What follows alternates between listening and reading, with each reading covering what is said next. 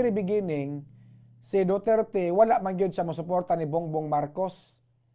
Kay para ni former President Rodrigo Duterte, si Bongbong Marcos usa ka weak leader. Apan kay gahi mag-ulo si Sara Duterte, imbes siya mo'y padaganon pagka-presidente, para matiwas niya ang nasugdan siyang amahan, wa man mudagag presidente si Sara.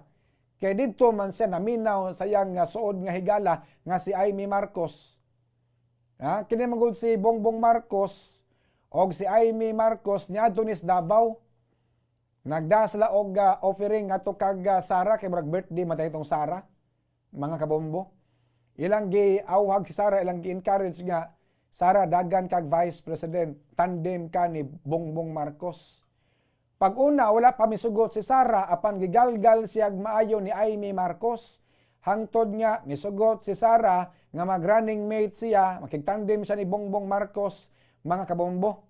Ambot unsa po'y ilang internal nga agreement nga napasugot man ni Amy Marcos si Sara nga unta di man ganahan si former President Rodrigo Duterte ni Bongbong Marcos nga magpresidente.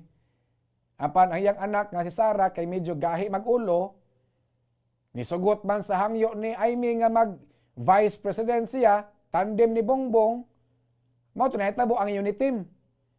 Tuod man, nakakuha og mga makabungog nga botos gikan sa katawhan, makabungog nga resulta, apan after pila ka tuig, gaaway ra pod sila. Nagmahay-mahay in town si Sara Duterte. Tungod sa gidangatan siyang amahan nga napriso ngadto sa ICC.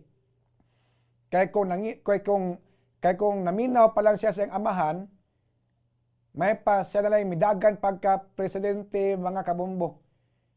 Ni salig ban pod ni si Sara Duterte.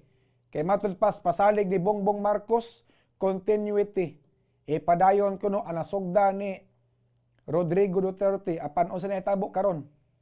Kabaliktaran ang tanan. Una, matod pa ni Bongbong Marcos di siya mo-cooperate sa ICC. Matod pa ni Bongbong Marcos dili i-surrender si former President Rodrigo Duterte ngadto sa ICC. Apan unsa na hitabo? Ultimo, ang gasto sa eroplano nga gisakya ni Duterte paingon sa ICC, ang gagasto ang Office of the President, opisina ni Bongbong Marcos, mga kabombo.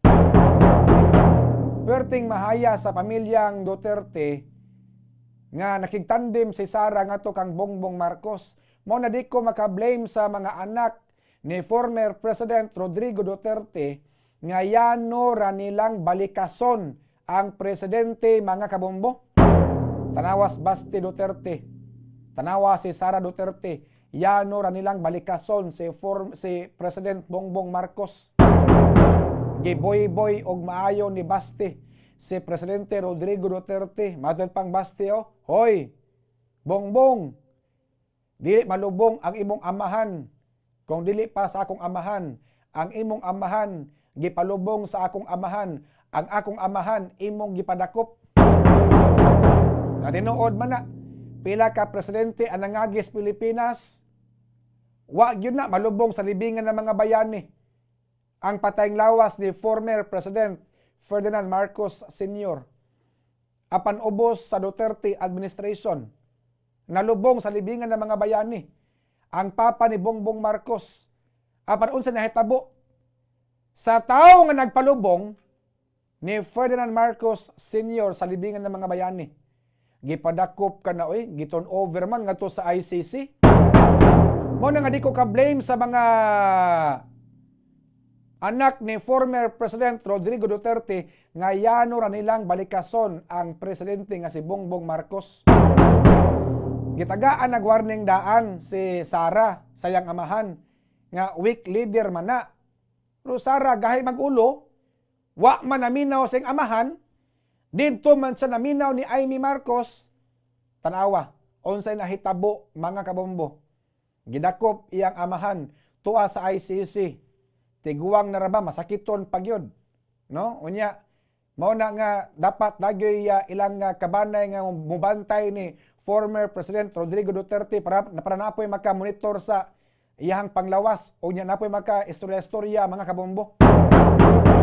Pero sultian ta mo, mga suking tigabenaw, sa mga naminaw ron, pananitan og maabsuelto si former President Rodrigo Duterte sa iyang kaso ngadto sa ICC. Pananitan makabalik si Duterte diri sa Pilipinas, mga kabombo. Sultian tamo, mapapas gyud ni mga Marcos. Papas gyud ni ang ilang kariras politika. Kini mga Marcos og pananitan makabalik ang kanhi presidente gikan sa dahig Netherlands paingon diri sa Pilipinas, mga kabombo. Guba gyud ang political career, no? Kung pananitan makabalik.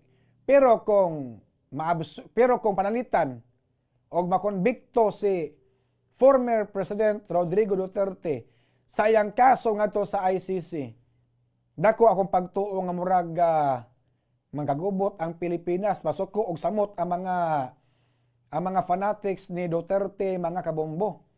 Ang mga supporters ni Duterte masuko og maayo sa Marcos administration kung makonbikto man gani si Duterte ngadto karon sa ICC. Samutan pa nini nga impeachment case giatubang ro ni Sara. Kung pananitan ma-impeachment man gani si Sara, kung pananitan ma-impeach man gani sa Senado si Sara kaysa lower house sa Kongreso na-impeach naman si Sara.